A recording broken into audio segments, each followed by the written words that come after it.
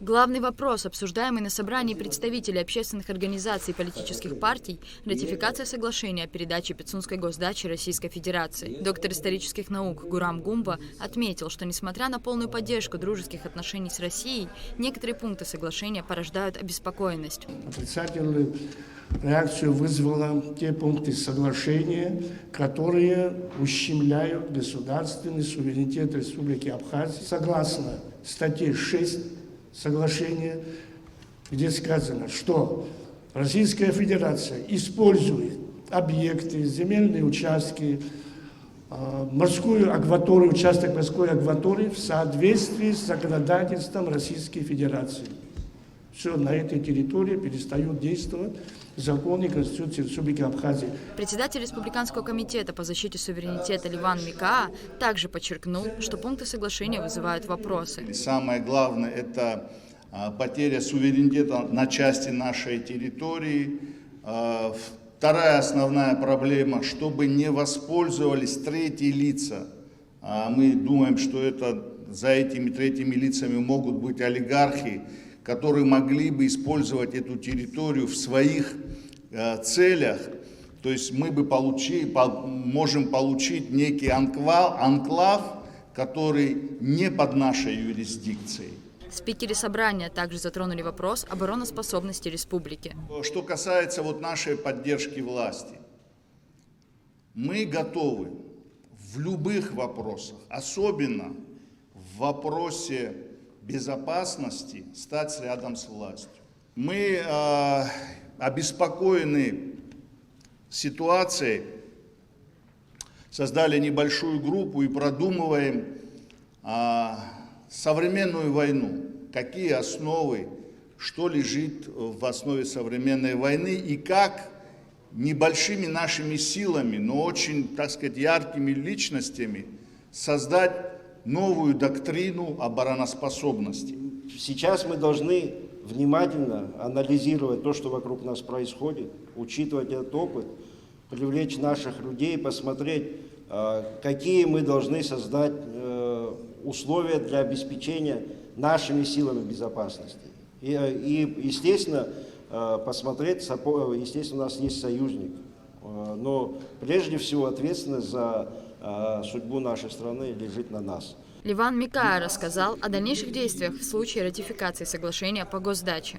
Мы вот так всех соберемся и примем решение.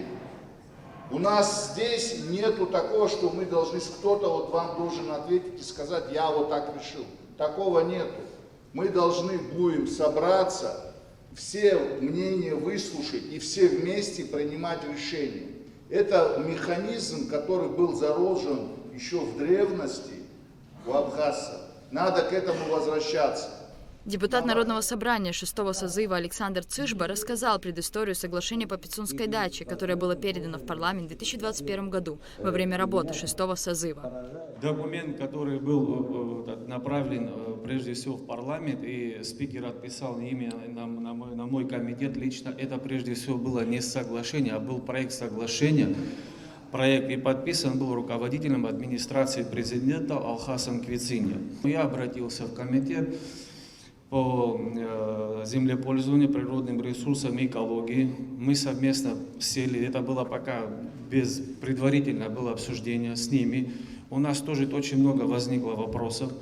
Потом мы обратились в комитет, вот здесь сидит про государственной правовой политики Славик Агарба. Вот здесь все, кто находится, депутаты 6-го созыва, прекрасно знают. Мы этот документ стали все изучать, он у нас вызвал массу вопросов. Спикер парламента 6-го созыва Валерий Кварчи отметил, что на депутатах лежит серьезная ответственность.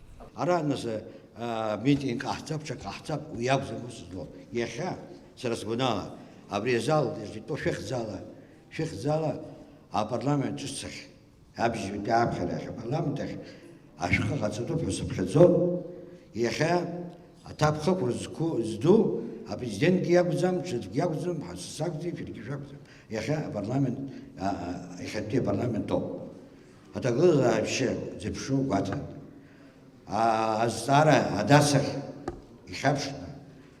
ихапшна дара иридр глоб яхто акцара Депутат Народного собрания Республики Абхазия Атгур Харазия подчеркнул, что Абхазия должна развить собственную экономику, независимую от России. А экономика, политика знала. Шакала кота шамерза. Адзу уирханне, уход хунткару зугадзу. Уизз кюла, атарава порюхек. Ура колония хала. Азинха геодзу. У экономика документала, у политика тхакутра геодзу. Ура ухуихот. Яла хтопяхта хуаме. По словам спикеров, решение проводить подобные собрания продиктовано желанием возродить давнюю традицию абхазского народа обсуждать совместно важные и критические вопросы. Рада Чачава, Алексей Баструков, Абхазское телевидение.